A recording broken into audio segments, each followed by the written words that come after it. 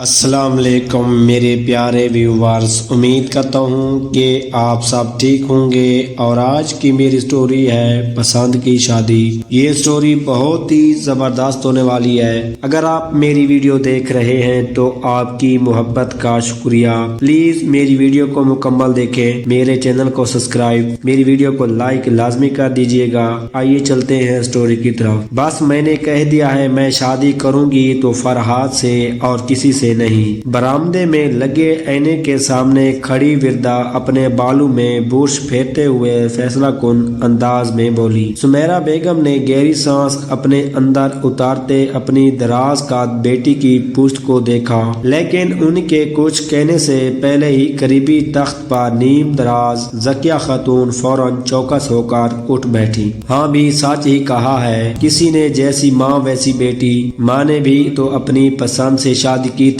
پھر بیٹی کیوں کار پیچھے رہتی؟ اس نے بھی تو ماں کے نقش قدم پر ہی چلنا ہے نا۔ ساس کے جلے کٹے تبصرے پر میرا کا دل لمحوں میں خاک ہوا تھا، جس کا ان پر رتی برابر اثر نہیں ہوا۔ خدا کے لیے اماں، اس وقت نہیں، انہوں نے گویا خاموش نظروں سے ان سے التجا کی، جس کا ان پر رتی برابر اثر نہیں ہوا۔ الٹا تمسخر اڑاتے ہوئے بولی، ہاں میری بنو فکر کیوں کرتی ہو؟ جو کام تمہاری ماں کے لیے ٹھیک تھا وہ تمہارے لیے بھلا کیوں غلط ہونے لگا؟ بلکہ یہ سلسلہ تو اب نسلوں تک ہی چلے گا۔ دادی نے جلے دل کے پھپھولے پھوڑے۔ سمیرہ نے چھری ٹوکری میں پٹکی۔ میری بات سنو وردا، ابھی تم جاؤ، تمہیں کالج کے لیے دیر ہو رہی ہے، ہم بعد میں اس پر بات کر لیں گے، نہ ابھی نہ بعد میں، میرا فیصلہ نہیں بدلے گا، مجھے صرف فرحات سے ہی شادی کرنی ہے۔ قریبی تباہی پر برش پھینکنے کے اس انداز میں اچھالتی وردا اپنی بات پر زور دے کر بولی، میں نے تمہاری شہلا خالہ کو زبان دے رکھی ہے حاشر کے لیے، کیا تم بھول گئی؟ انہوں نے زچ ہو کر بیٹی کو گھورا، بالکل ویسے ہی جیسے میں نے اپنے مکرم کے لیے زلیخا آپا کو زبان دے رکھی تھی، اور بیچ میں تم کود پڑی۔ دادی نے پھر زہر اگلا۔ سمیرہ نے وہ زہر کا گھونٹ خاموشی سے اپنے اندر اتار لیا۔ یہ واحد موضوع تھا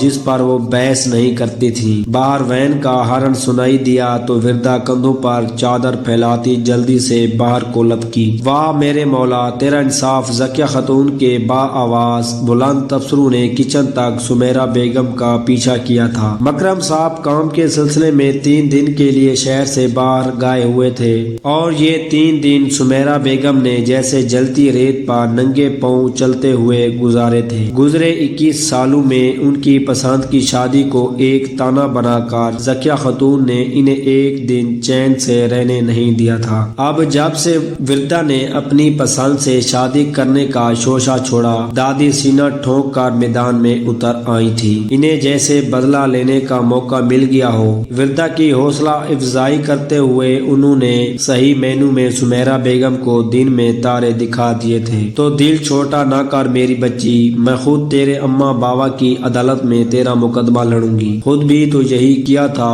اب تمہیں کس منہ سے منع کریں گے؟ اپنے مطلب کے الفاظ تھے، لہجے اور انداز پر غور کیے بنا وردا مطمئن سی برابر سر ہلاتی جاتی۔ 3 دن بعد مکرم صاحب کی ملتان سے واپسی ہوئی تو بیوی کا ستا ہوا چہرہ دیکھ کر ٹھٹک گئے۔ کیا ہوا سمیرہ، کوئی بات ہوئی ہے؟ سب ٹھیک تو ہے؟ خود پر ضبط باندھے میرا کی آنکھیں چھلک پڑی۔ وہ آہستہ سے انہیں سارا حال سناتی چلی گئیں۔ مکرم صاحب نے ہونٹ بھینچ لیے، وردا کم عمر ہے، نہ سمجھ ہے، اسے سمجھا کر راہ راست پر لایا جا سکتا ہے، لیکن اماں اسے شے دے کر اس کے غلط کو بھی صحیح ثابت کرنے پر تلی ہوئی ہے۔ میں جانتی ہوں وہ یہ سب کچھ مجھے نیچا دکھانے کے لیے کر رہی ہیں، لیکن وردا ان کی بھیگی آواز گھٹ کر رہ گئی۔ تم پریشان مت ہو، میں بات کروں گا اماں سے۔ مکرم نگاہ چرا گئے۔ جس دن انہوں نے اماں کی پسند کردہ زلیخا پھوپھو کی سائرہ کو رد کر کے اپنی پسند سے سمیرہ سے نکاح کیا تھا، اسی دن سے ماں کی اس حکم عدلی کی سزا کے طور پر اپنی زبان ان کے قدموں میں گروی رکھ دی تھی۔ سمیرہ بیگم کو قریبی مارکیٹ تک ضروری سامان لینے جاتا تھا۔ انہوں نے جھولے پر بیزار شکل بنائے بیٹھی وردا کو بھی اپنے ساتھ چلنے کا کہا تو وہ کچھ سوچ کر جھولا چھوڑتی ان کے ساتھ جانے پر تیار ہو گئی۔ فرحات اپنے گھر والوں کو رشتہ کے لیے भेजना चाह रहा था। वृद्धा भी यही चाहती थी, उसके घर वालों को अब किसी दिन खाने पर बुला लिया जाए। उसे लगा माँ शायद दादी की मौजूदगी की वजह से इस मौजू पर खुलकर बात करते हुए कुतराती हैं, इसलिए वो आज उनके साथ मार्केट चली आई ताकि उस सिलसिले में तफसील से बात कर सके। खरीदारी के दौरान वो माँ को फरहाद के रिश्ते के लिए कायल करती रही। वृद्धा मेरी जान, हाशर पढ़ा लिखा, बरसा रोजगार है और सबसे बढ़कर तुम्हारी खाला का बेटा है। जानती हो ना, शहला खाला जान निछावर करती हैं तुम पर। उन्होंने नरमी से उससे एक बार फिर समझाना चाहा। अम्मी आप एक बार मिल तो ले फरहाद से। वृद्धा की सुई अभी तक फरहाद में ही अटकी हुई थी। सुमेरा बेगम ने काउंटर पर बिल पे किया।